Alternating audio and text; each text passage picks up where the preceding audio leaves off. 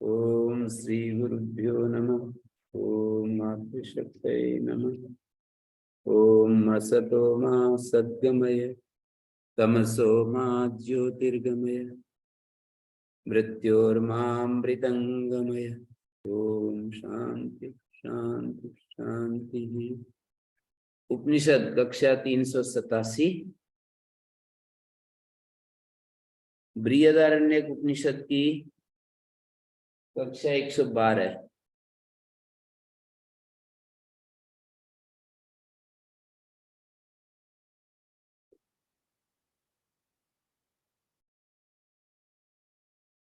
तो आगे ये कह रहे हैं, यत्से उक्तम कर्म कांड प्रामाण्य विघात कृत उपनिषद वाक्यम। जो ये कहा कि कर्म कांड प्रामाण्य का विघात कृत हो जाएगा उपनिषद वाक्य, वो तो ठीक नहीं कहा आपने। अन्यार्थत्वाद ब्रह्म एकत्व प्रतिपादन परा ही उपनिषदो न इष्टार्थ प्राप्तो साधनोपदेशम तस्मिन् व पुरुष नियोगम वारयन्ति अनेकार्थत्व अनुपत्तेरेव।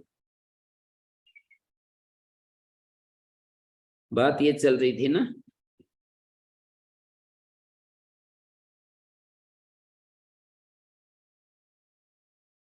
कि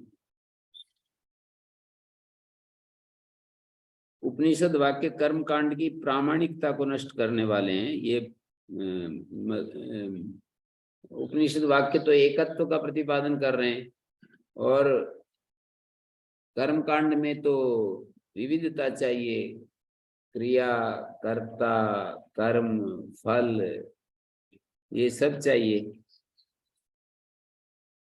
तो उससे आप जो ये अनुमान लग रहे हैं ना, वो ठीक नहीं है। कैसे? वो कह रहे हैं अन्यार्थत्वात् ब्रह्म एकत्व प्रतिपादन परा ही उपनिषद। अन्यार्थत्वात् ब्रह्म की एकता प्रतिपादन करने वाली उपनिषद अभीष्ट अर्थ की प्राप्ति के लिए साधन के उपदेश तथा उसमें पुरुष के नियोग का निवारण नहीं करती। न इष्टार्थ प्राप्त हो साधनोपदेशम तस्मिन् व पुरुष नियोगम वारयंती। न जो है वारयंती से जुड़ेगा।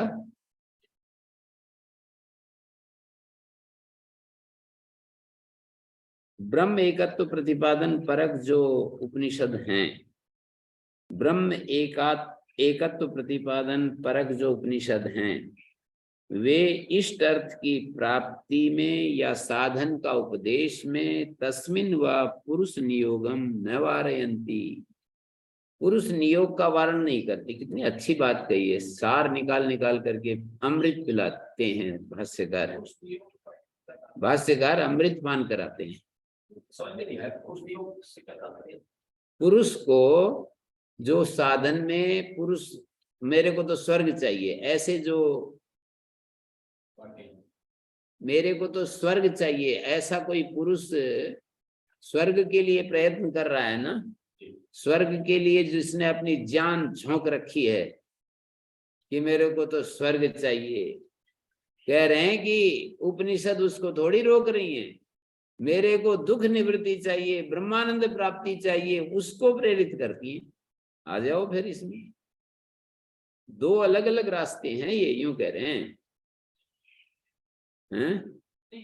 सब क्या करें? पुरुष का जो नियोग है, नियोग का मतलब पुरुष का उसमें प्रवृत्ति, पुरुष को लगाना। ब्रह्म एकत्व प्रतिपादन परक जो उपनिषदें हैं ना, वो इष्टार्थ प्राप्ति में साधनोपदेश, इष्ट अर्थ की प्राप्ति के लिए जो साधन हुआ करते हैं ना, स्वर्ग प्राप्ति के लिए जो साधन हैं, उनके उपदेश को नहीं हटाती हैं कि वो उपदेश देना बंद कर दें। किसी कोई व्यक्ति तो चाहिए, किसी आदमी को तो रोटी चाहिए, हम कहें कि ना रोटी मत ले, तू वो कर, पानी पी ले, दूध पी ले, हैं? ऐसे वेद जो है ना नहीं कहता है। उसको तो ठंड लग रही है, कपड़ा चाहिए, और कहते ठंड नहीं, तू परमात्मा का ध्यान कर। ऐसे थोड़ी कह रहे हैं उपनिषद, हैं?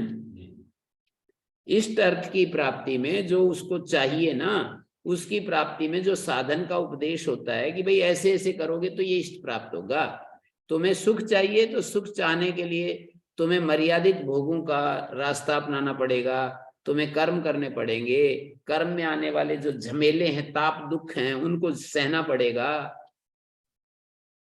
इसका तात्पर्य है कि मतलब वो ये कह रहे हैं कि स्वर्ग आदि की प्राप्ति से रोक नहीं रहे, हटा नहीं रहे उनको। हाँ, उनमें से यदि उनको और बड़ा चाहिए, हाँ, मुक्ति आदि चाहिए, तो उसके लिए प्रेरित कर रहे हैं। उनमें से बड़ा चाहिए ये भी नहीं कह रही, यूं कह रहे हैं कि वो जो उस रास्ते पे चल रहे हैं उनको तो रास्ता दिखाती है कि ऐसे ऐसे चलोगे तो स्वर्ग मिलेगा। मतलब उसमें थोड़ा सा प्रतिबंध लगाती हैं कि तुम ठीक है उस रास्ते पर चलो, लेकिन स्वेच्छाचारिता तो तुम्हें छोड़नी पड़ेगी उस रास्ते में भी। स्वेच्छाचारिता छोड़नी पड़ेगी, ये भी कह रहे हैं, साथ में ये भी कह रहे हैं कि वो तो अंतमान है, स्वर्ग आदि से वो तो अंतमान है, अंतमान है, शांत शांत है। यदि अनंत चाहिए तो उसकी प्राप्ति का विषय बता रहे हैं। कुछ भी नहीं कह रही, यूं कह रही हैं अगर आपको स्वर्ग चाहिए तो ठीक है हम बता देते हैं आपको।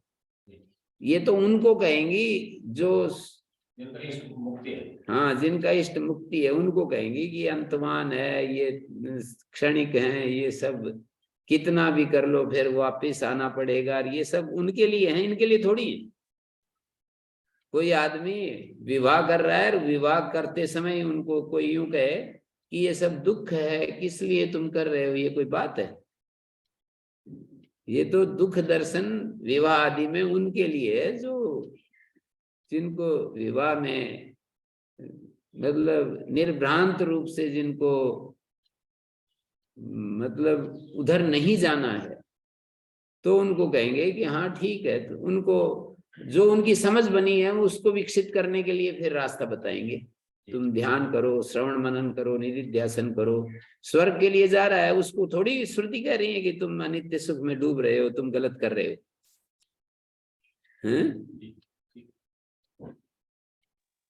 गुरुजी, हाँ जी, कोई स्वर्गार्थी है, कोई मोक्षार्थी है, इसलिए विज्ञान पुरुष को अलग दिखाया यूं।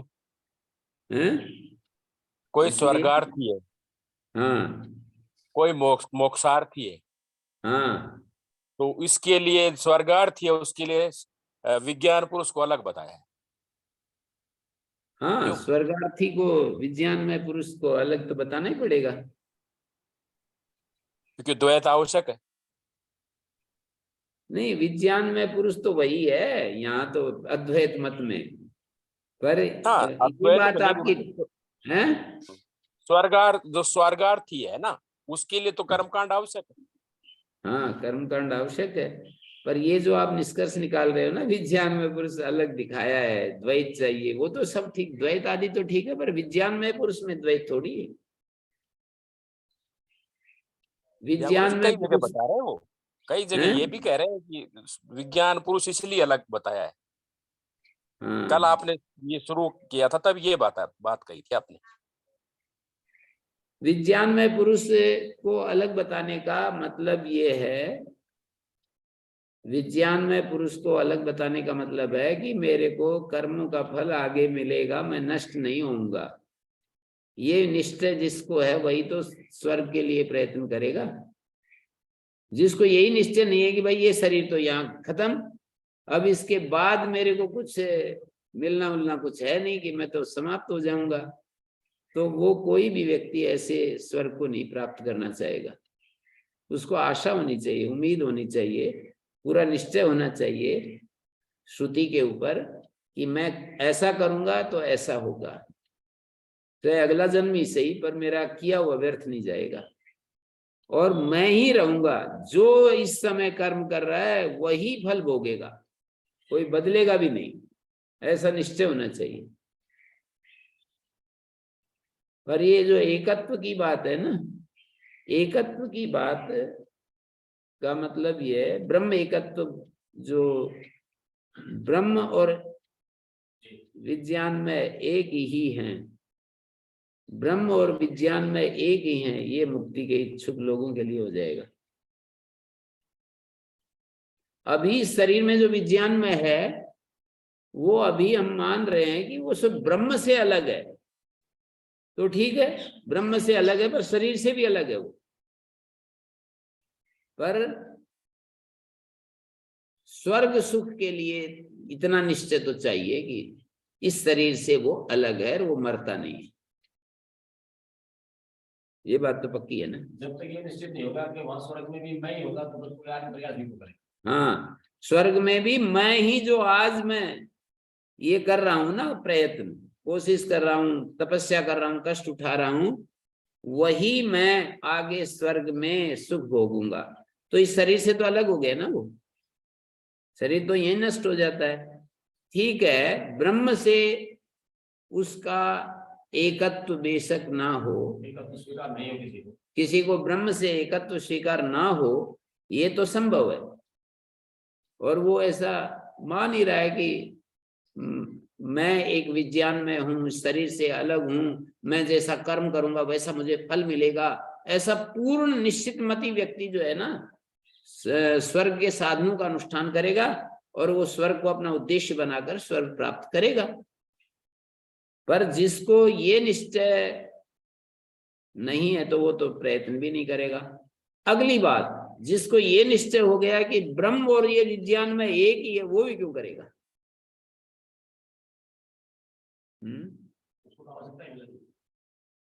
हाँ, वो भी क्यों करेगा जिसको ये निश्चय हो गया ना। वो तो अपने स्वरूप को पाना चाहेगा। पाना क्या चाहेगा? निश्चय हो गया तो, निश्चय हो गया तो पा ही लिया।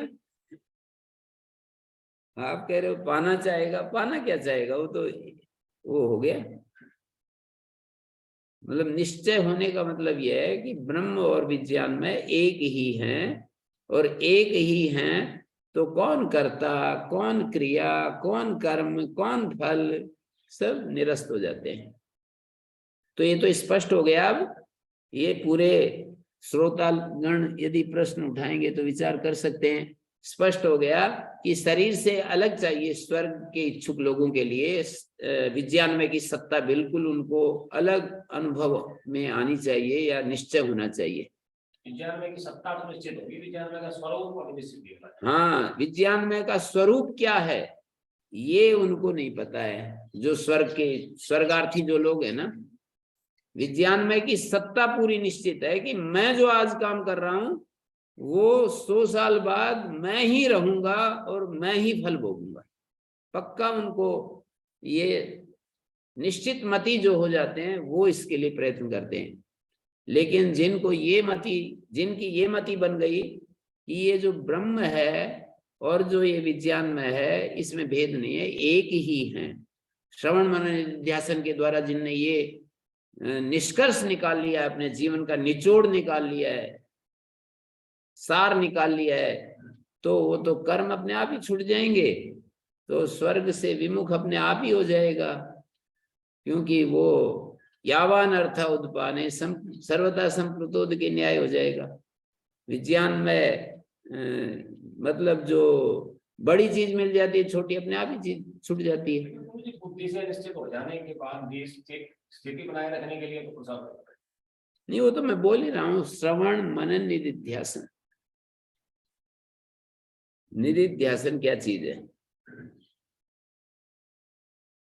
श्रवण मनन निधिध्यासन। निधिध्यासन का मतलब यह है कि निरंतर उसी लो में रहना, उसी की लो में लगे रहना, बिल्कुल अक्लिष्ट वृत्तियों में रहना। मुझे करना होगा, वो तो करता ही है।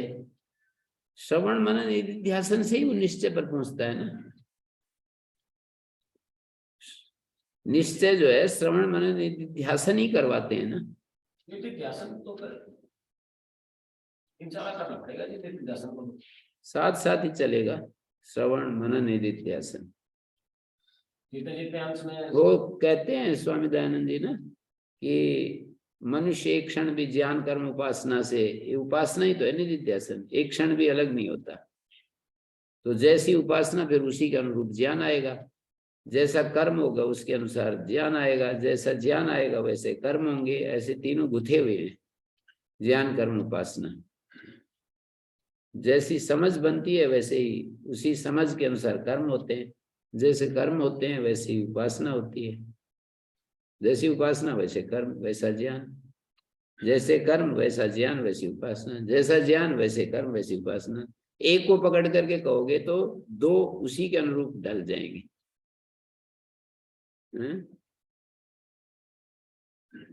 शास्त्र से या गुरुजनों से हमने जाना कि ब्रह्म और विज्ञान में एक ही है, तो हमारे कर्म भी फिर उसी तरह से होने लगेंगे, मतलब निष्काम कर्म होने लगेंगे और हम अकर्ता रूप में चले जाएंगे।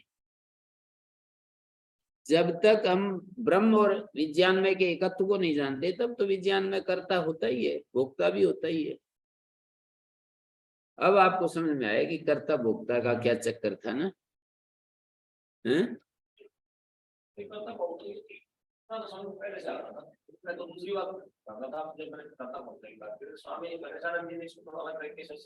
नहीं, ये शास्त्र क्या कह रहा है उसको मैं कह रहा हूँ।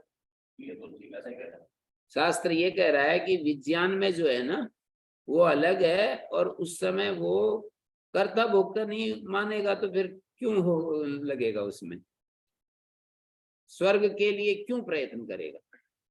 ना मैं करता हूं ना मैं भोगता हूं। ये तो ब्रह्म और विज्ञान में के एकत्व को जानने वालों के लिए कर्तृत्व भोक्तृत्व की समाप्ति होती है।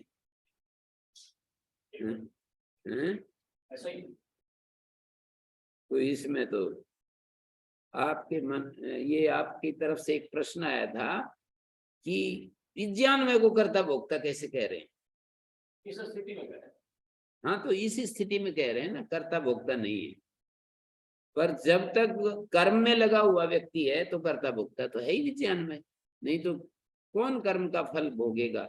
ये तो विवेक जिनके अंदर जागृत हो गया है, विवेक ख्याति पैदा हो गई है, जो श्रवण मनन निधिध्यासन करते करते जिनका बिल्कुल एकदम से भ्रांति दूर हो गई है, पूर्ण जिनमें वैषयिक सुखों से वितृष्णा हो गई है, वो फिर ये अनुभव कर पाते हैं कि कर्ता भोक्ता विज्ञान में नहीं है। इतना अच्छा भाष्यकार जो है अमृत पिलाते हैं ना ढूंढ ढूंढ करके।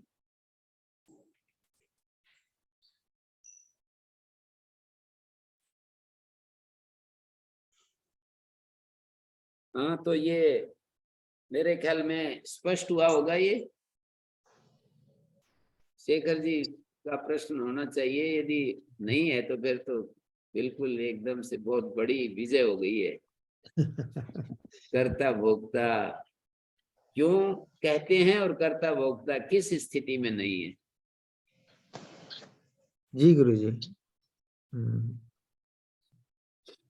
शास्त्री जी, राजेंद्र जी, शास्त्री जी, आपको भी ये पता चल गया ना? अब विज्ञान में जो आप वैशेषिक की बात कर रहे हो, ये उनके लिए है वैशेषिक दर्शन जिनको अभी इच्छाएं हैं, जिनको सही सुख की स्थिति में जाना है। यदि मुक्ति के लिए प्रयत्न करना है तो उपनिषद दर्शन है, और यदि आपको स्वर्ग प्राप्ति, अच्छा जन्म लेना है तो फिर ये कहेंगे कि ठीक है, वैशेषिक दर्शन भी ठीक है। मानी हम इच्छा करने वाले हैं, हम सुख लेने वाले हैं, हम दुख यही तो कह रहा है वैशेषिक दर्शन। हम इच्छा करने वाले हैं, हम सुख लेने वाले हैं, हम दुखी होने वाले हैं, उल्टा करेंगे तो दुखी होंगे, हम कोशिश करने वाले हैं। ये सारा जो है वो आत्मा से उठता मानते हैं जी, वो सब कुछ आत्मा ही सब कुछ करता है, उनका यही है। आत्मा ही जो भी उठाता है वो आत्मा ही उठाता है, बुद्धि तो आदि कुछ इच्छा, नहीं। द्वेष, प्रयत्न, सुख दुख, ज्ञान, ये सब हम ही करने वाले हैं, ऐसा ही तो कहेंगे वैशेषिक। हाँ जी, ऐसा बिल्कुल ऐसा कैसा है। हम शब्द बोल रहा हूँ, आप आत्मा कह रहे हो, कोई अलग थोड़ी कह रहे हैं, दोनों एक ही बात तो कह रहे हैं। मैं कह रहा हूँ कि हम ही हैं, ऐसा वैशेषिक कहता है। हम ही इच्छा करने वाले हैं, हम ही सुख लेने वाले, हम ही दुख लेने वाले, हम ही कोशिश करने वाले, हम ही जानने वाले हैं, ये सब वैशेषिक कहता है। लेकिन ये जब आप उपनिषद दर्शन में प्रवेश करेंगे तो ये उपनिषद दर्शन बताएगा कि आत्मा तो निर्लेप है, सर्वधर्म रहित है, निर्धर्मक है। आत्मा न करता है न भोगता है, आत्मा थोड़ी कुछ चाह रहा है। वैशेषिक तो सोपाधिक उसकी बात कर रहा है, यहाँ निरुपाधिक तक पहुंचाएगा। आप महर्षि दयानंद की भाषा में कहें तो उपनिषद दर्शन परमेश्वर की तरफ, हमें परमेश्वर की ओर अभिमुख कर रहा है। कल आपने नहीं, परमेश्वर की तरफ ले जा रहे हैं, महर्षि दयानंद परमेश्वर की तरफ ले जा रहे हैं। और ये परमेश्वर के साथ अभिन्न, उसमें लोहा जैसे अग्नि से अभिन्न हो जाता है, ऐसे स्थिति बता रहे हैं। ये तो केवल शब्द ही भेद है कि हमें परमेश्वर ही बना दिया, हम परमेश्वर की तरफ अभिन्न हो गए। क्या फर्क हो गया उसमें? महर्षि दयानंद भी कितने पूर्ण जीवन जी रहे हैं। जो ये मान लेगा कि मैं परमात्मा ही हो गया, वो भी वैसा ही जीवन जिएगा। रमण महर्षि परमात्मा ही अपने को मान रहे हैं, महर्षि दयानंद परमात्मा से अभिन्न अपने को मान रहे हैं। मुक्ति में दोनों में क्या फर्क है? ये तो खैर हो रही है, ये सारी जीने के ऊपर नहीं है। जीने में तो सबका लगभग एक ही मत है। जीने के बाद क्या होगा उस पर निर्भर है। नहीं, जीने के बाद भी नहीं, जीने से पहले का ही है, जीने से पहले का ही है। शास्त्र का क्या निश्चय है इसके ऊपर है। ओम स्वामी जी, शास्त्र का निश्चय क्या है इस पर है झगड़ा। शास्त्र का निश्चय क्या है ये बताना चाह रहे सारे आचार्य, कि शास्त्र ऐसा कह रहा है, वो कहता है शास्त्र ऐसा कह रहा है, वो कह रहा है शास्त्र ऐसा कह रहा है। जीना तो सबका एक ही होगा ना, जीने में क्या झंझट। हाँ जी बोलिए। स्वामी दयानंद जी का जब हम जो भी शब्द पढ़ते हैं और उस शब्द पर अगर हम तन्मय हो जाते हैं तो स्वामी जी का भी यही निष्कर्ष निकलता है कि ब्रह्म ऐक्य जी। वास्तव में जब वो अत्यधिक हृदय से उन्होंने लिखा है, जब हम भी अत्यंत हृदय से उस शब्द से जब जुड़ जाएंगे तो ब्रह्म ऐक्य निकलता है। जो अति प्रेम से भक्ति करें तो अति प्रेम के बाद में कुछ बचा ही नहीं। अगर गहराई में तो सारी चीजें छूट जाती है, समर्पण हो जाता है, सब कुछ स्वीकार हो जाता है ना।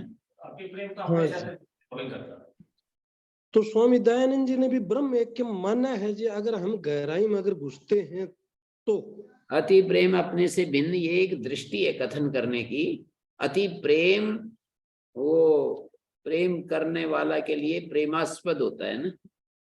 हाँ, जो प्रेम का पात्र है वो एक दृष्टि है कि भाई मेरे को अच्छा लगेगा इसलिए मैं प्रेमास्पद से प्यार करता हूँ, वो एक दृष्टि है। स्वामी दयानंद उस दृष्टि से नहीं देख रहे हैं। स्वामी दयानंद कहते हैं कि मेरा प्रेमास्पद सर्वोपरि है मेरे लिए, तो इसलिए मैं उसको समर्पित हो रहा हूँ, मैं उससे प्यार कर रहा हूँ, उससे ज्यादा मुझे कोई भी अभिमत नहीं है। आप अलग अलग दृष्टियों को मिलाएंगे ना तो फिर अपने आप भी कंफ्यूज्ड होंगे, और आप तो ना भी हों पर दूसरों को कंफ्यूज्ड जरूर कर देंगे। ध्यान रखेंगे जी, आगे नहीं करेंगे। नहीं, ये दयाराम जी को कह रहा हूँ कि आप ऐसे कहेंगे ना तो आप स्वयं तो चाहे कंफ्यूज्ड ना हो पर दूसरों को जरूर कर देंगे।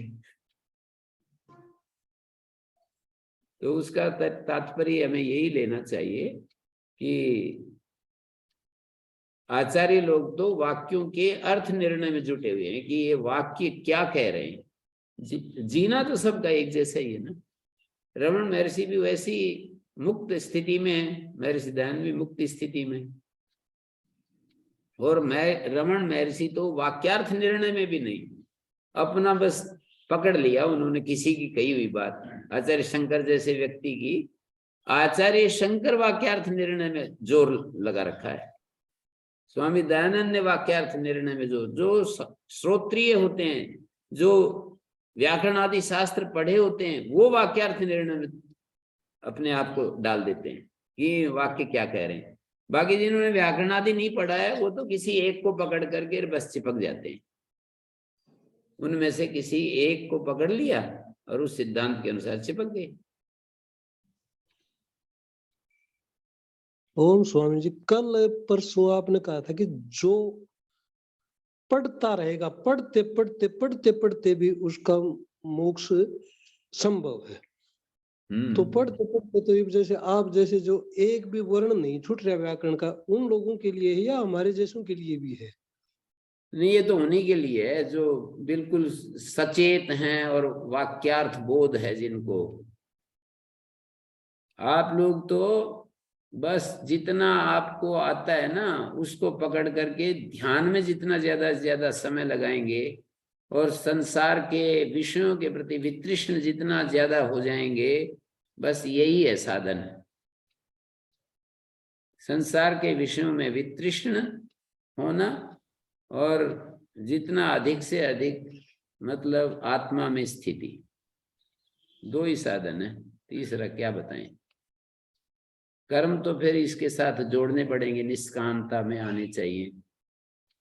दोनों का एक वाक्य करें तो ये कहते आत्म भाव में जी सके, आत्म भाव में जी सके और संसार में से उदासीनता। आत्म भाव में आने के बाद उदासीनता तो होगी, पर वो पुरानी जो संस्कार है ना वो छोड़ते नहीं ना, संस्कार दग्ध नहीं हुए ना, तो उस तरफ भी दोष दर्शन रहना चाहिए कि भाई थोड़ा सा भी उधर सिर उठाए तो मरेगा बस। थोड़ा सा भी कोई पुराना संस्कार सिर उठाए तो आदमी को ये सोचना निश्चय करना पड़ेगा कि मरेगा बस, रास्ता जो है ना। तो प्रतिपक्ष भावना भी करनी पड़ेगी, संस्कार जाते नहीं ना, इसलिए प्रतिपक्ष भावना की जरूरत है। जब सिर उठाएं तभी उसको जो है ना वो कर दें, सिर कलम कर दें उसका, क्या बोलते हैं, कलम करने से बढ़िया और क्या करें, सिर को कलम कर दें मतलब सिर को Nip काट in the दें। blood. Nip in the हैं? bud. Nip in the blood. Bud. Nip in the bud बोलते हैं अच्छा इंग्लिश में। हाँ मतलब जो छोटा रहता है उसी में कट कर कलम कर देना उसको।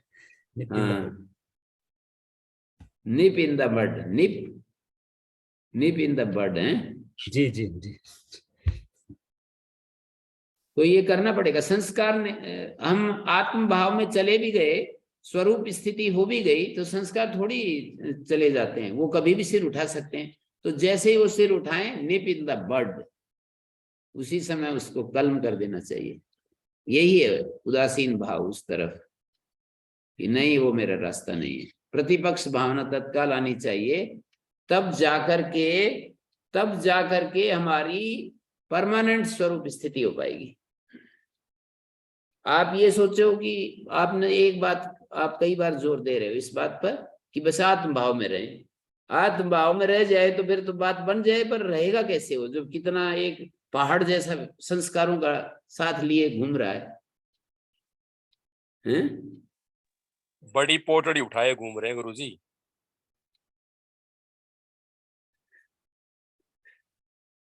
पोटड़ी नहीं, पूरा मैं हिमालय कह रहा हूं। जी गुरुजी। पोटड़ी से तो काम उठा के फेंक दें हम कहीं, पर पूरा हिमालय का हिमालय साथ लेकर घूम रहे हैं तो वो कैसे वो हटेगा? इसलिए उसकी आवश्यकता है वैराग्य की। वैराग्य फाइनल की वर्ड कह दिए गुरुजी आपने, हैं? अंतिम शब्द कह दिया आपने।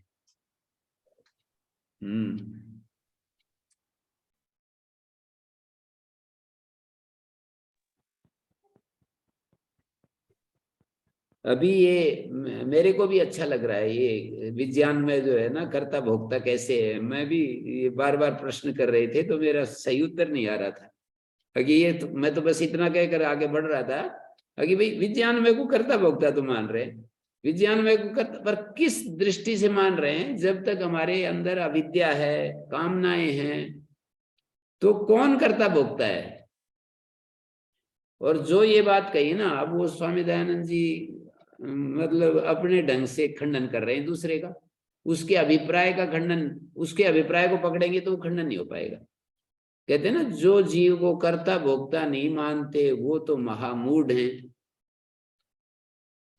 ये जो खंडन है ना उनका, ये उस दृष्टि से है जैसे कि मतलब कर्ता भोक्ता का आचार्य तो बहुत बल दे करके कह रहे हैं कि कर्ता भोक्ता के बिना ये जो वेद का जो कर्म कांड है वो कैसे चलेगा आगे। और इसी बिंदु को लेकर के तो सांख्य का खंडन करते हैं। ये भी उनका कर्ता भोक्ता होना यही तो जीव भाव है। हाँ, और कर्ता भोक्ता जीव भाव है, वो शरीर से अलग है। पर ये गार्ग तो नहीं मान रहा था ना।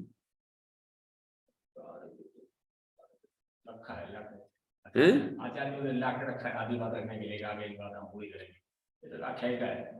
नहीं, आख्यायिका तो ठीक है, पर हम आख्यायिका ही को उठा करके देख रहे हैं ना कि जीव मतलब शरीर से अलग है, ऐसा नहीं मान पा रहा है अभी तक।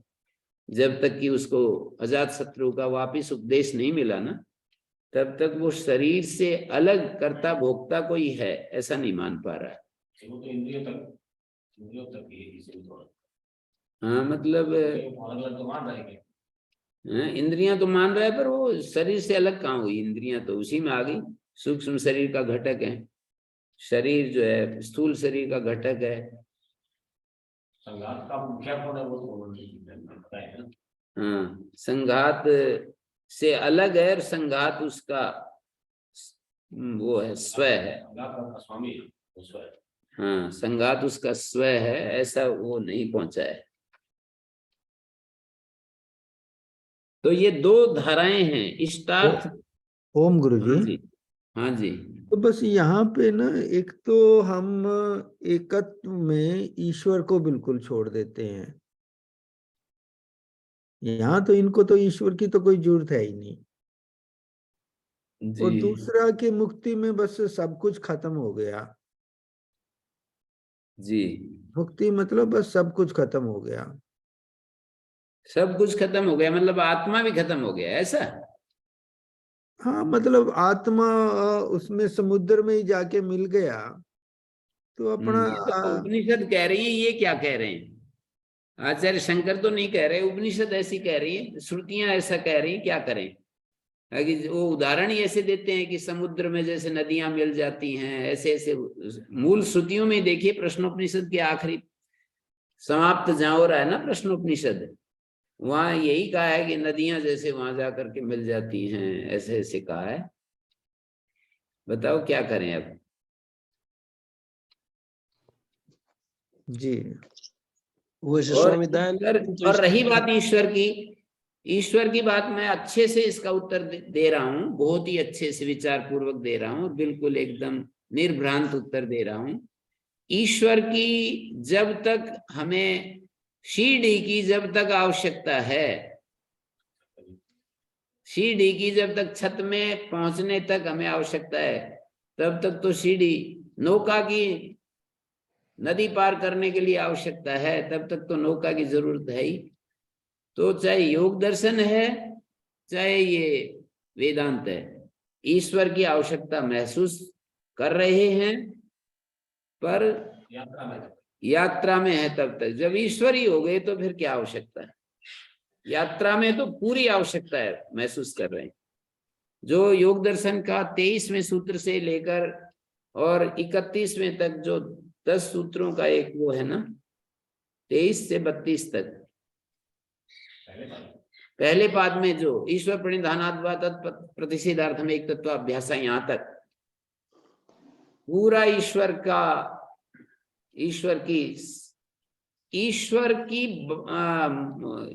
को साधन बना करके और स्वरूप उपलब्धि करवाइए कि जैसे ईश्वर प्रसन्न है, बाधा रहित है, विपाक आदि से रहित है, क्लेश कर्म विपाक आदि से रहित है।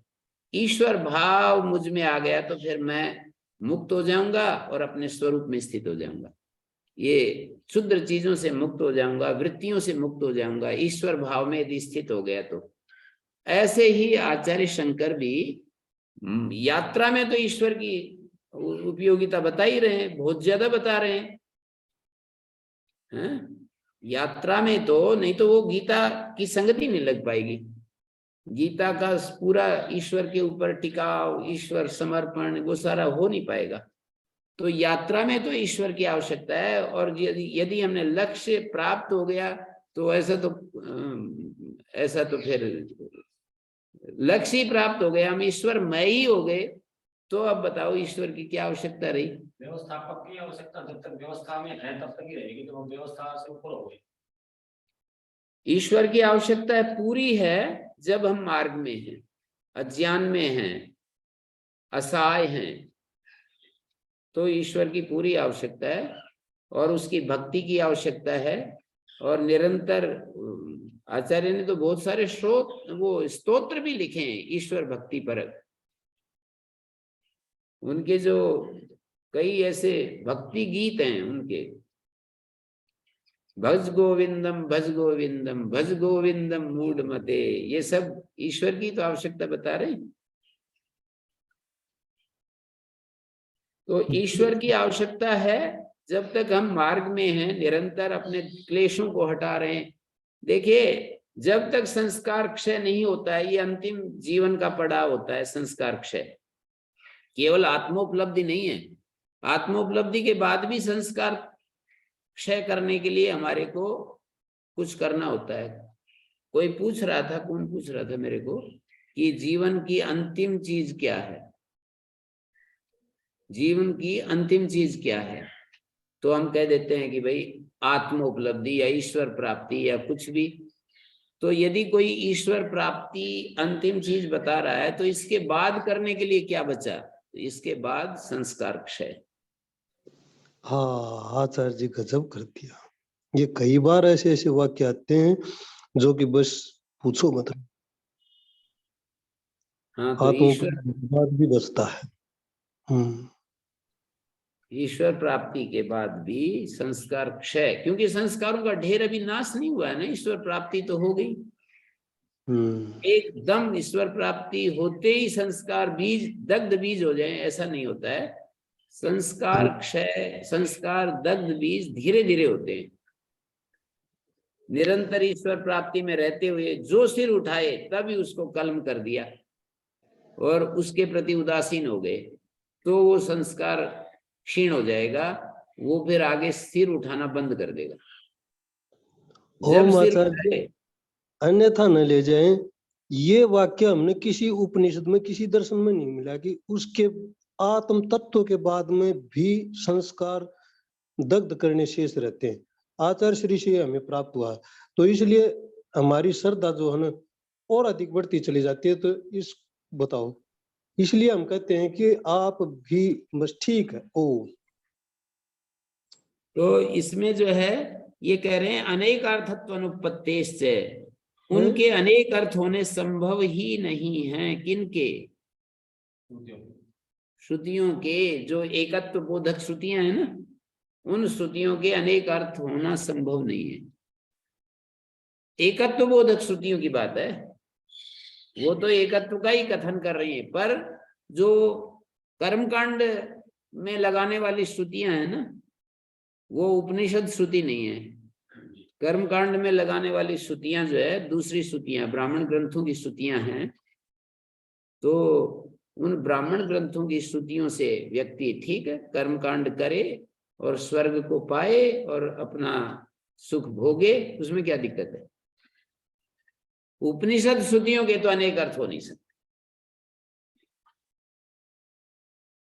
और उपनिषद श्रुतियां कर्मकांड को बाधा डालती हैं ऐसा भी नहीं, वारण नहीं करती, वारण नहीं करती हैं। ये क्या करती हैं? ब्रह्म एकत्व प्रतिपादन परा उपनिषद इष्टार्थ प्राप्त साधनोपदेशम तस्मिन् वा पुरुष नियोगम न वारयन्ति। तस्मिन् माने उस इष्टार्थ की प्राप्ति में जो पुरुष का प्रवृत्ति है, पुरुष का जो प्रेरणा है कि स्वर्ग कामो यजेत, ये पुरुष नियोग है। स्वर्ग कामो यजेत, ये वाक्य जो है ना, जैसे मैं कहूं कि गाय मान है, ये पुरुष को नियोग है, पुरुष का नियोग है गाय को लाने के लिए। तो जो श्रुतियां ये करें ना कि जिसको स्वर्ग की इच्छा है वो यज्ञ करे, मानी वो बांटे अपने जीवन को, यज्ञ करेगा। ये जो आजकल के आधुनिक है ना, हमारे श्री अरविंद आदि, महर्षि दयानंद आदि, जो इसका वाक्य का अर्थ करते हैं कि जीवन को बांटना शुरू कर दे, माने सुख बांटना शुरू कर दे।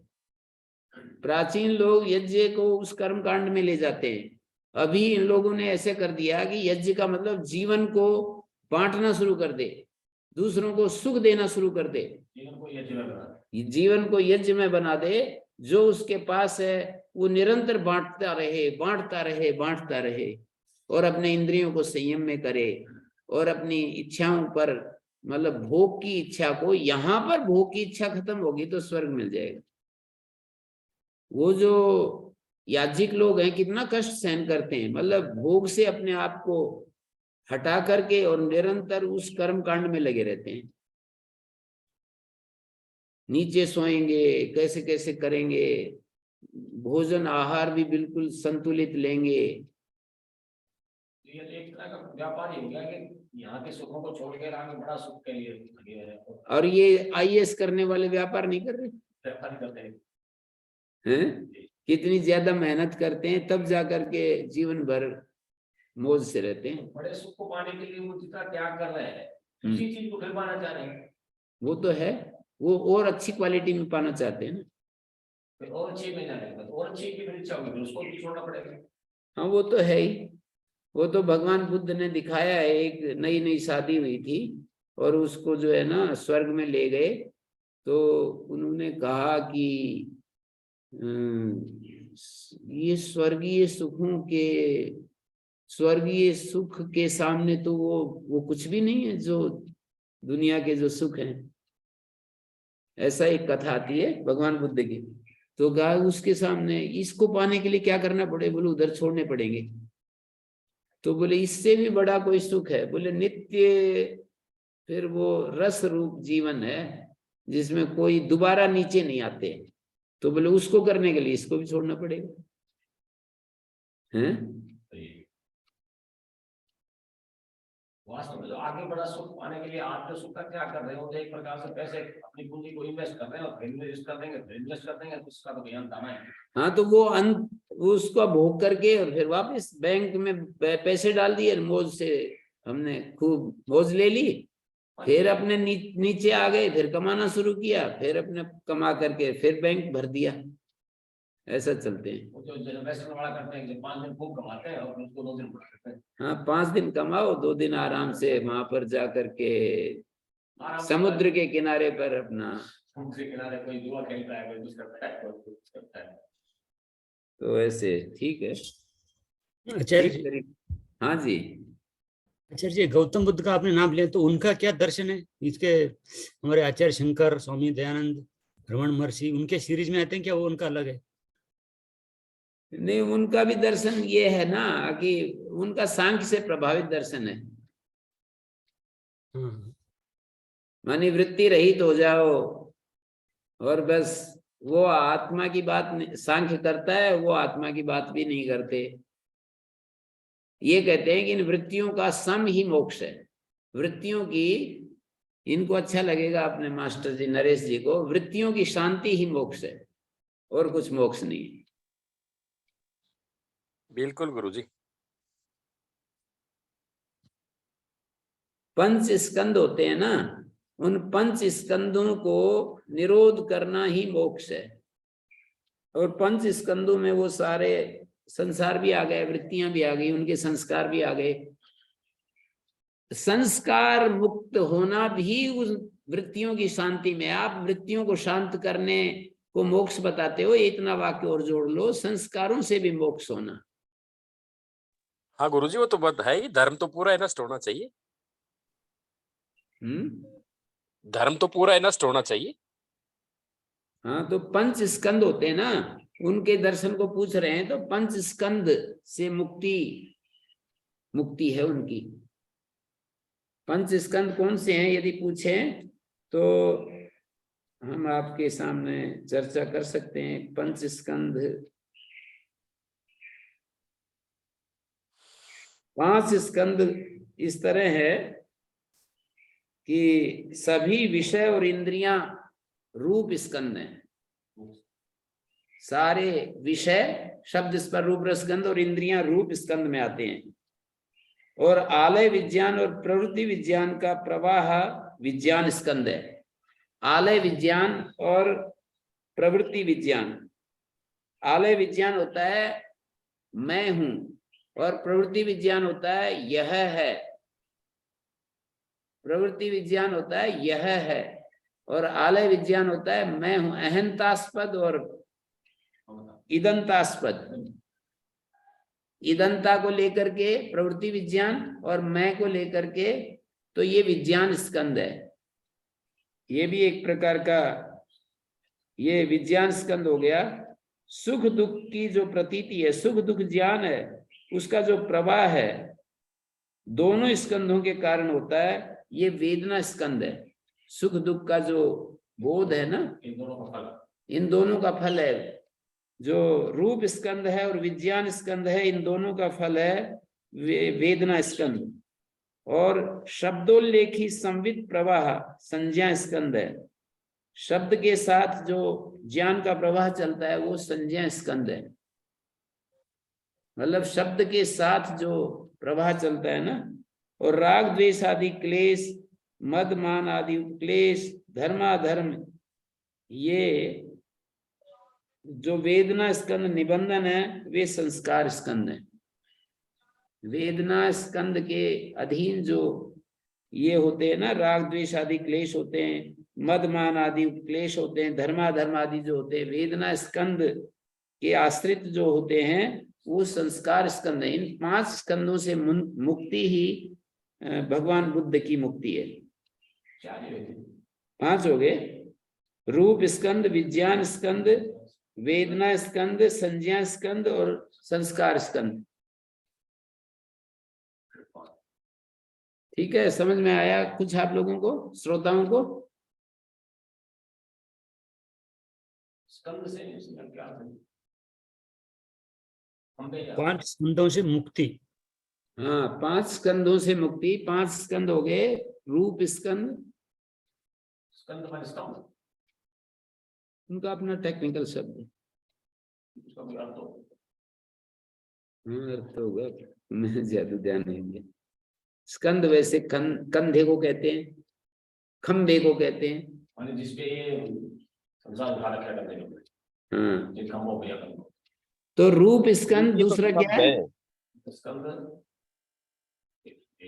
रूप स्कंद, वेदना स्कंद। नहीं, वेदना स्कंद तीसरे पर है ना। रूप स्कंद इदम स्कंद में क्या था?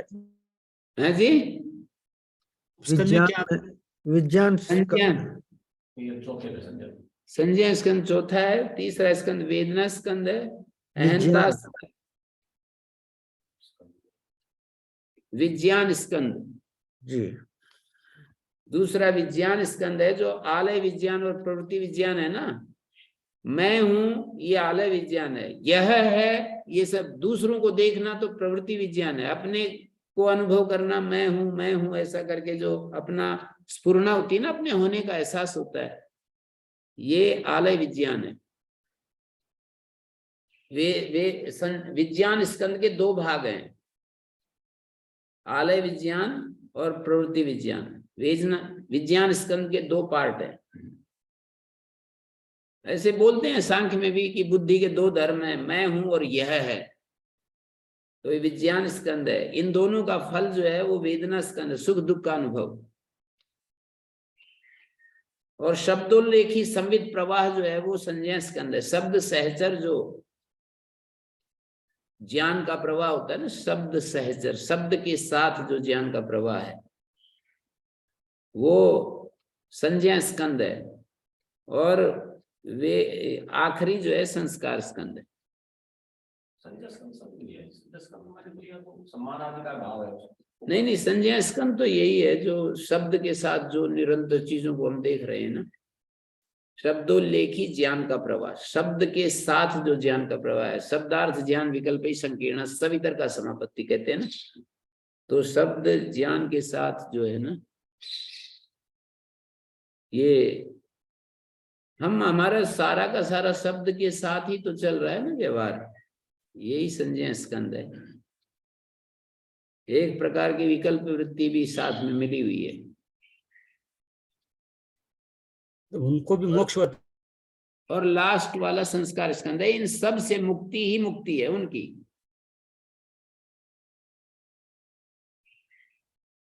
निर्वाण, निर्वाण, हाँ जी, निर्वाण कहते हैं वो। हाँ निर्वाण कह दिया, जैसे दीपक की लो की तरह बुझ गई तो बस 5 स्कंद छूट गए। यदि ये स्कंद नहीं छूटते हैं तो जन्म का प्रवाह चलता रहता है, एक के बाद एक, एक के बाद एक। नमस्कार गुरुजी। जो बोलिए बोलिए स्मिता जी। गुरुजी यहाँ पर कुछ मैंने बहनें बैठी है, तो उनमें से एक है, उन्होंने ये कहा अभी तो हमारा मनुष्य जन्म चल रहा है और अगली बार भी हमें मनुष्य शरीर ही चाहिए, तो हमें क्या करना चाहिए? इसके लिए कुछ, एक तो हमें दूसरों की सेवा करनी चाहिए, अपने मन को निष्कामता की तरफ आगे बढ़ाना चाहिए, मतलब स्वार्थ को कम करते जाना चाहिए, अपनी तरफ दृष्टि कम और दूसरों के सुख के प्रति दृष्टि ज्यादा, और अवेयरनेस में रहना चाहिए, सजग रहना चाहिए। और तीसरा, शास्त्र और गुरु आचार्यों की जो व्यवस्था है उसका अतिक्रमण नहीं करना चाहिए, मर्यादाओं का अतिक्रमण नहीं करना चाहिए, और भगवान के प्रति समर्पित रहना चाहिए। अपने, जो मैंने कहा था कि अपने ऊपर दृष्टि कम, दूसरों की वो सेवा भाव है और ये भक्ति भाव है। तो सेवा, भक्ति, संयम, सच्चाई, सत्य, ये सब आप जानते ही हैं। इन सब को हम अपने आश्रय में रखें, अपने जीवन के आधार बनाएं। सेवा, भक्ति और अंडरस्टैंडिंग, समझ, मतलब शास्त्र जो समझाते हैं, गुरुजन समझाते हैं, उसको मैं समझ कह रहा हूं। सेवा, ज्ञान, भक्ति, और 3 भी करेंगे तो भी, सेवा, ज्ञान, भक्ति, परस्पर के व्यवहार में थोड़ा खुलासा करके कहते हैं तो उस पर ध्यान रहता है। जैसे हम जो जीवन जीते हैं ना परस्पर, तो उसमें दूसरे को परेशान ना करें अपनी वाणी से, व्यवहार से, तो इतना करेंगे तो मनुष्य जन्म तो मिल जाएगा।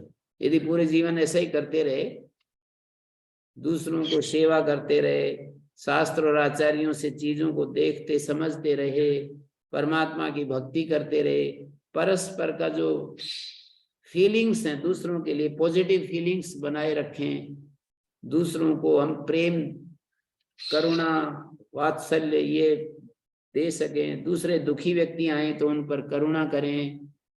परेशान हो ना, हमारी दृष्टि में यदि कोई परेशान दिखता है तो करुणा करें, हमारी दृष्टि में कोई सुखी दिखता है तो उसमें मैत्री भाव को कल्टीवेट करें। कोई पुण्यात्मा दिखता है तो प्रसन्नता दिखाएं, कोई हमारी दृष्टि में अपुण्यात्मा लगता है तो उपेक्षा, इंडिफरेंस रहें, इक्वेनिमिटी में रहें, मन की समता में रहें। तो ये सब करेंगे तो अगला जन्म जो है मनुष्य का मिल जाएगा और अच्छा मिलेगा, मतलब वहां पर भी हमारे को फिर यही करने के लिए मिलेगा। जो हम यहाँ होते हैं वही आगे चल करके हो जाएंगे।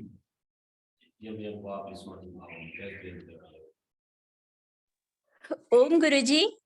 जी, यहाँ पर एक बहन बैठे हैं, तो पिछले 10 दिन पहले उनके पति की मृत्यु हो गई, तो ये दोनों पूजा के लिए अपनी कुल देवता के मंदिर गए थे, और पूजा करने के बाद वो वहां से और मंदिर की तरफ, दूसरे मंदिर की तरफ जा रहे थे, और वहीं पर अचानक से उनको हार्ट अटैक हो गया। तो वो बहन यहाँ पर बैठी है और वो ये जानना चाह रही है कि उनको, उनकी गति कैसे होगी, क्योंकि ये कह रहे हैं कि अंतिम क्षणों में वो बहुत ही शांत थे, मन में कोई ये नहीं था, अचानक से बस एक 10 मिनट में उनका ये हो गया, निर्वाण हो गया। हाँ अच्छी गति होगी, अच्छी गति होगी उनकी। और आप अपने धैर्य को और अपने मोह को उनसे हटा लें तो फिर वो अपनी यात्रा में आगे बढ़ जाएंगे, नहीं तो वो आपके उसमें थोड़ा उलझ करके रहेंगे, तो आप अपने मन को, जिनकी देवी, जिनकी श्रीमती बैठी है ना, तो वो अपने मन को उस दर से हटा करके, क्योंकि मोह के सिवाय और कुछ नहीं है इसमें, बाकी तो अब वो आने नहीं है, तो उसमें यदि हम अपने मन को अटकाते हैं तो उनके आगे के रास्ते में हम बाधक ही बनते हैं। ठीक है जी, बहुत धन्यवाद गुरुजी। ओम। अब आगे कह रहे हैं, न कर्मकांड वाक्य नाम स्वार्थे प्रमाण उत्पद्यते। ऐसा नहीं है कि कर्मकांड वाक्यों में स्वार्थ में, मानी वो जो वेदार्थ उपदेश है ना, उनमें वो ज्ञान ही उत्पन्न नहीं होता है, ऐसा नहीं है। वाक्य कुछ बोल रहे हैं और उनमें ज्ञान ही नहीं होता, ऐसा तो नहीं है ना। वो तो वाक्य है तो ज्ञान तो है उसके साथ ही अनुस्यूत है ना। असाधारणो चेत स्वार्थे प्रमाम उत्पादयति वाक्यम। यदि कोई वाक्य अपने असाधारण अर्थ में प्रमा उत्पन्न करता है तो उसका दूसरे वाक्य से विरोध क्यों होगा?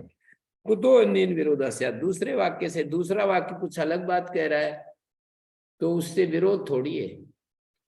मतलब ब्रह्म और विज्ञान आत्मा एक ही है, ये वाक्य कोई है। और एक वाक्य है कि विज्ञान आत्मा भाई तू यदि स्वर्ग चाहता है तो यज्ञ कर, अपने जीवन को दूसरों के सुखों में बांट दे। तो इन वाक्यों का विरोध कहाँ है? विज्ञान आत्मा जिसने उस ब्रह्म आत्मा और एकत्व को जानने के लिए भी जिज्ञासा नहीं है।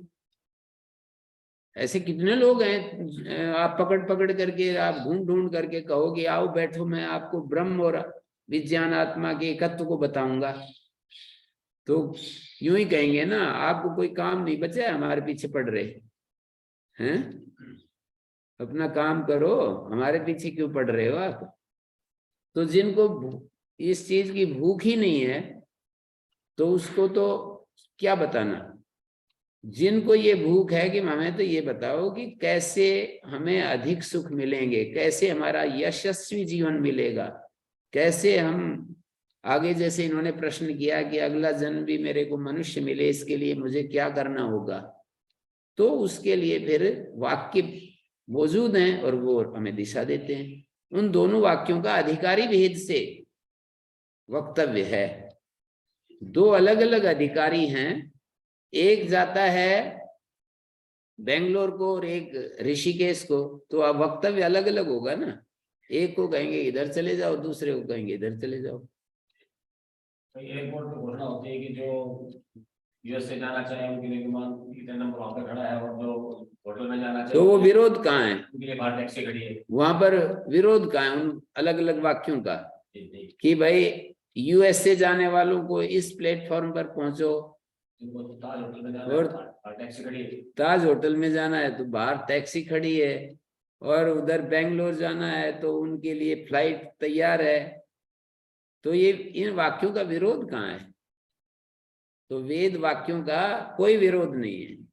एक वेद वाक्य ब्रह्मा और विज्ञान आत्मा के एकत्व को बताने वाले वाक्य उनके लिए हैं जो संसार में दुख दर्शन से वितृष्ण हो गए हैं, संसार के प्रति वितृष्ण हो गए हैं, और उनको किसी भी प्रकार का सुख नहीं चाहिए। तो उनके लिए ये रास्ता है उपनिषद का। जिनको सुख चाहिए तो ब्राह्मण ग्रंथों में जो विधि विधान बताए वो समझ लीजिए, या उपनिषद हमारी जो मनुस्मृति आदि ग्रंथों में जो एक प्रक्रिया बताई है, गृहस्थ आश्रम को कैसे जीना चाहिए, वानप्रस्थ को कैसे रहना चाहिए, और ये कैसे कैसे मतलब ब्रह्मचारी आदि, और कैसे व्यापारी काम करे, कैसे किसान को जीना चाहिए, ये सब। तो विरोध कुछ नहीं है ना इन वाक्यों का। कितनी क्लैरिटी पूर्वक आचार्य की महिमा को बार बार प्रणाम करने के लिए जी चाहता है, हैं? इतना अच्छा आचार्य सामने अमृत निकाल करके, अमृत मंथन करके और हमारे सामने ला करके रख रहे हैं। ब्रह्म एकत्वे निर्विषयत्वात् प्रमाणोत्पद्यते। अब वो कह रहा है दूसरा पूर्व पक्षी कि ब्रह्म की एकता मानने पर तो कर्मकांड परक वाक्यों का कोई विषय ही नहीं रहेगा, हैं? उनमें तो कोई ज्ञान नहीं उत्पन्न होता। तो कहते हैं ऐसी बात नहीं, प्रत्यक्षत्वात् प्रमाया, प्रमा जो होती है वो तो प्रत्यक्ष है। प्रमा तो एक सामने हमारे को उपस्थित हो रही है ना। कैसे देखिए, 10 पूर्णमासाभ्याम स्वर्ग कामो यजेत ब्राह्मणों ने हंतव्या, इन वाक्यों से प्रत्यक्ष प्रमा पैदा हो रही है ना। साफ साफ हमको ज्ञान हो रहा है कि भाई 10 पूर्णमास के द्वारा स्वर्ग कामना वाला यजन करे, ब्राह्मण को नहीं मारना चाहिए। सा नैव भविष्यति यदि उपनिषदो ब्रह्म एकत्वं बोधयिष्यन्ति इति अनुमानम। कहते हैं एक है प्रत्यक्ष प्रमा, एक है अनुमान।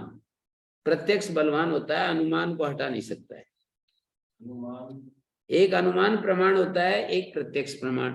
तो प्रमा तो प्रत्यक्ष है कि ब्राह्मण नहीं मारना, मतलब जीवों को नहीं मारना, ये तो उपलक्षण है, जीवों को कष्ट नहीं देना।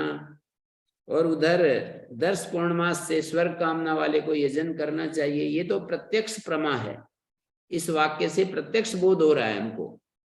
और उपनिषद के वाक्यों का, यदि हम उपनिषद वाक्यों का सा नैव भविष्यति, ये जो प्रमा है नहीं हो पाएगी यदि उपनिषद वाक्यों की तरफ झुकेंगे, तो ये प्रमा उत्पन्न नहीं होगी, ये तो अनुमान है। प्रत्यक्ष तो ये है कि दोनों के अंदर अपने हो रही है। हाँ, प्रत्यक्ष तो यही है कि वाक्य कह रहा है और उसका कुछ अर्थ है। और अनुमान ये है कि अरे भाई ब्रह्मात्मा एकत्व को यदि पकड़ेंगे ना तो ये ज्ञान ही नहीं होगा हमारा। यूएसए की फ्लाइट जाएगी तो होटल तो बंद हो जाएगी, ऐसा तो नहीं, मतलब ऐसा कह रहे हैं कि अगर फ्लाइट जाएगी तो होटल बंद हो जाएंगे, तो होटल भी पड़े होटल में जाएंगे। हाँ, ये यूं कह रहे हैं कि कोई एयरपोर्ट पर घोषणा हो रही है कि भाई जो यूएस से जाना चाहते हैं उनको इतने टर्मिनल पर पहुंच जाना चाहिए, इतने नंबर फ्लाइट जा रही है, इतने नंबर प्लेटफॉर्म से जा रही है। तो कोई यूं कहने लगे कि अरे फिर तो ताज होटल बंद हो जाएगा, ताज होटल जाने वाले को ताज होटल ढूंढेगा, जिसको यूएस से जाना है यूएस से ढूंढेगा। तो ये तो एक बात है, पहले कह चुके। लेकिन यहाँ प्रत्यक्ष और अनुमान को पकड़ करके आचार्य हमारे को समझाना चाहते हैं कि भाई यदि हम एक वाक्य से एक प्रमा हो रही है तो दूसरे वाक्य से उसकी प्रमा कैसे हट जाएगी? हाँ, एक वाक्य से कोई ज्ञान उत्पन्न हो रहा है तो दूसरा वाक्य कोई विरोध में भी है मान लो, तो वो पहले ज्ञान को कैसे हटाएगा? अधिकारी भेद से 2 प्रमाएं अलग अलग व्यक्तियों के लिए हैं, 2 ज्ञान। सा नैव भविष्यति यदि उपनिषदो ब्रह्म एकत्वं बोधयिष्यन्ति न च अनुमानम प्रत्यक्ष विरोधे प्रामाण्यम लभते। अनुमान जो है प्रत्यक्ष के विरोध में प्रामाण्य को प्राप्त नहीं करता है। तस्मात् असदेव एतद् गीयते। अरे ये बिल्कुल गलत बात प्रचारित कर दी जा रही है कि प्रमाई उत्पन्न नहीं होती है। ये कहना कि उनसे प्रमाई उत्पन्न नहीं होती है, किनसे? जो कर्मकांड बोधक श्रुतियां है ना, यदि ब्रह्म एकत्व को आधार बनाएंगे, इसको सामने रखेंगे, तो वहां प्रमाई उत्पन्न नहीं होगी। ये बिल्कुल गलत बात कह रहे हैं। प्रमा कैसे उत्पन्न रुक जाएगी? अभी से यथा प्राप्तस्य अविद्या प्रत्युपस्थापितस्य क्रियाकारक फलस्य आश्रयणेन इष्ट अनिष्ट प्राप्ति परिहाराय उपाय सामान्य प्रवृत्तस्य तद विशेषम अजानता तदा आचक्षाणा श्रुति क्रियाकारक फल भेदस्य लोक प्रसिद्धस्य सत्यताम असत्यताम व न आचष्टेन च वारयति इष्ट अनिष्ट फल प्राप्ति परिहार उपाय विधि परत्वात्। एक ही वाक्य बना दिया लंबा सा।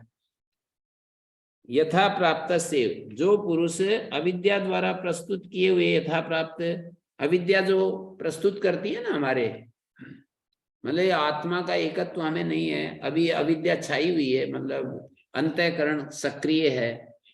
योग दर्शन में जैसे कहते हैं ना, अविद्या फल क्रिया फल आश्रय आलंबन वासनाएं बढ़ती रहती हैं, तो अविद्या अभी है, फल की मतलब वासना की स्मृति है, और हमारा अविद्या युक्त जो चित्त है वो भी सक्रिय है और आलम्बन है। तो कह रहे हैं क्रिया कारक फल आश्रय, फल से आश्रय, क्रिया कारक फल का आश्रय करके इष्ट अनिष्ट प्राप्ति परिहार उपाय सामान्य, क्रिया कारक फल का आश्रय करके इष्ट प्राप्ति और अनिष्ट निवृत्ति पूर्वक सामान्य उपाय में प्रवृत्त है और उसका विशेष उपाय नहीं जानता। तद विशेषम अजानता तदा तद आचक्षाणा श्रुति, उसे वो विशेष उपाय बतलाने वाली श्रुति, तद आचक्षाणा माने उसको विशेष उपाय बताने वाली श्रुति, क्रिया कारक फल भेद से लोक प्रसिद्ध से, क्रिया कारक फल भेद जो है लोक प्रसिद्ध सत्यताम असत्यताम व न आचष्टे, क्रिया कारक और फल भेद की सत्यता असत्यता का न तो प्रतिपादन करती है न रोकती है।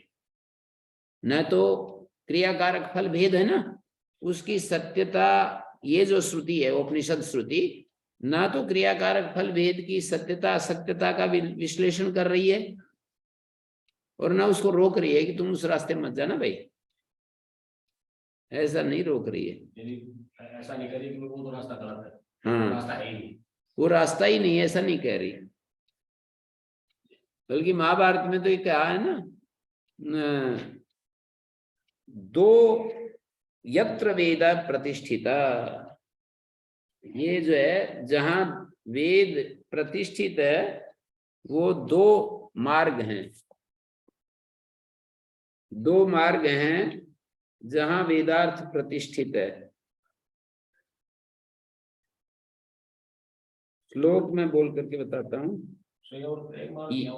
द्वौ इमौवत पंथानौ, द्वा इमौवत पंथानौ यत्र वेदः प्रतिष्ठिता प्रवृत्ति लक्षणो धर्मो निवृत्तौ च सुभाषित। प्रवृत्ति लक्षण धर्म और निवृत्ति लक्षण धर्म दो वेदार्थ हैं। तो निवृत्ति लक्षण वेदार्थ जो है प्रवृत्ति लक्षण को हटाता नहीं है, वो भी एक मार्ग है उनके लिए है जो अभी मतलब अभी शरीर के साथ तादात्म्य है, अंतःकरण के साथ तादात्म्य है, सूक्ष्म शरीर को अपने से अलग करके नहीं देख पा रहे हैं, है ना, और उसमें उनकी इच्छा है अभी उस तरह की सुख लेने की इच्छा है, अभी मर्यादित ढंग से ही सही पर सुख लेने की इच्छा है, संसार के उत्कर्ष के लिए जिनका मन है, धर्म का रास्ता है। हाँ, संसार को उत्कर्ष में देखना चाहते हैं तो वो क्रिया कारक फल भेद से लोक प्रसिद्ध सत्यताम असत्यताम व नाजष्ठे जब आ रही थी, क्योंकि वो तो इष्ट प्राप्ति अनिष्ट निवृत्ति के उपाय का विधान करने में तत्पर है, बस इष्ट प्राप्ति और अनिष्ट वारण के विधान के लिए तत्पर है श्रुति, है वारण नहीं कर रही, इष्ट प्राप्ति अनिष्ट परिहार के लिए लगी हुई है। कर्मकांड पर श्रुति की बात है जी, कर्मकांड पर श्रुति की बात। अच्छा, यथा प्राप्त से अविद्या प्रत्युपस्थापित से क्रियाकारक फल आश्रयण इष्टानिष्ट परिहाराय उपाय सामान्य प्रवृत्त से, उपाय सामान्य में जो प्रवृत्त है तद विशेषम अजानता, और उसे विशेष उपाय नहीं जान रहा है, उसका विशेष उपाय जान नहीं रहा, उसे विशेष उपाय बतलाने वाली श्रुति मानी ये कर्मकांड परक श्रुति, उपनिषद श्रुति नहीं है। श्रुति का मतलब कर्मकांड परक श्रुति। और क्रियाकारक फल भेद से लोक प्रसिद्ध सत्यताम असत्यताम व नाजष्टे, ये जो श्रुति है ब्राह्मण ग्रंथों की श्रुति, ये क्रियाकारक फल भेद से लोक प्रसिद्ध सत्यता असत्यता का व्याख्यान नहीं करती न रोकती है। इष्ट अनिष्ट फल प्राप्ति परिहार, इष्ट प्राप्ति और अनिष्ट निवृत्ति के लिए उपाय विधि बता रही है। वो ये श्रुतियां ऐसा नहीं बताती कि ये स्वर्ग में कुछ नहीं है, ये तो समय आत्मा का, ये आत्मा का। हाँ, वो श्रुतियां उनका स्वर्ग आदि का निषेध थोड़ी कर रही है, उनकी व्यर्थता भी नहीं बता रही। तो वो उन श्रुतियों को जब प्रमाण मानेंगे तो ठीक है, उस रास्ते पर चलेंगे। ओम शांति शांति शांति।